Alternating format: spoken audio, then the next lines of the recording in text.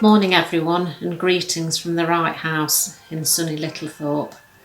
I just wanted to spend a few minutes sharing with you about some of God's promises for us, or what I'd like to head up as God's promises in the storm.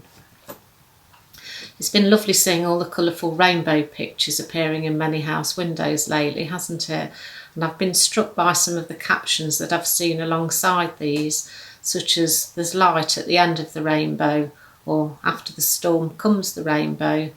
The more I've seen of these popping up though, it's made me realise just how many people are clinging to a hope at the end of the storm, the hope of returning to some sort of normal life, the hope for some time in the future. The reality though is that we can actually have hope in the storm, a hope for now and not for a maybe far off unknown time.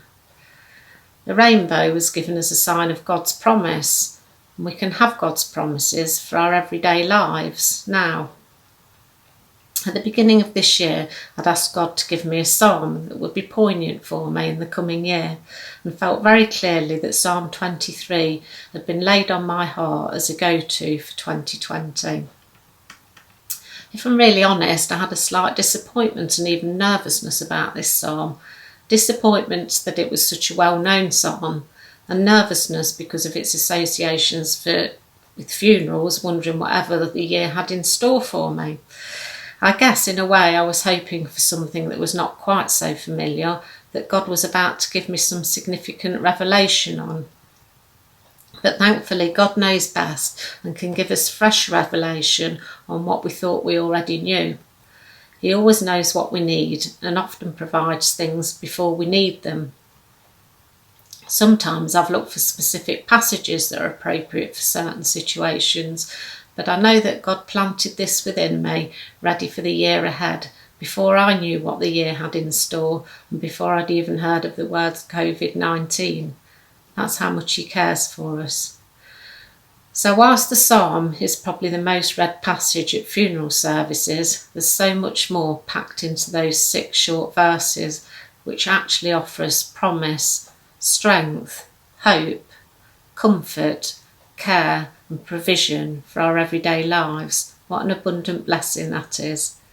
It talks of God being our shepherd, looking after us at all times, and His provision to us, that we will not be in lack. Our source and security is not ultimately in our jobs, finances, family, friends or homes, but in Him. We may think we know what we need, but ultimately we can have the confidence that God knows our every need, more than we do, and He will meet it. That's our promise for today. It speaks of God making us lie down in green pastures, leading us beside quiet waters, guiding us along the right paths and restoring our soul. I can honestly say that in every struggle and challenging situation that I've been through in life, that God has always upheld me with His loving arms, and His sustaining strength has carried me through. He's with us in all situations and daily restoring and refreshing our souls. It's strange times, isn't it? And each one of us is having to adjust in one way or another, which may bring its ups and downs at times, but God goes with us and He restores our souls. That's our promise for today. When we walk through the darkest valleys, we need fear no evil.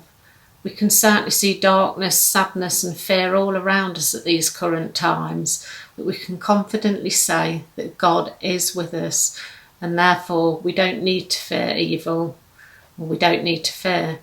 We need to be wise and careful in our actions, but we have the confidence that God has promised that He will never leave us or forsake us. What an assurance that we're not alone in times like this, that He comforts us in all situations. That's our promise for today.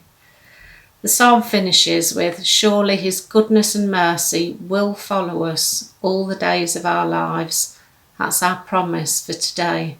These promises are for every day, not only now, but for every day in the future. I've often heard people say in difficult times, "Where is God in all of this?" Well, the answer to that is, He's right here with us, our ever-present help in times of trouble. our promise in the storm. That's our promises for today. Thanks for listening and have a blessed day. Thanks for joining us today. Search for us online and get information about upcoming events and more great teaching.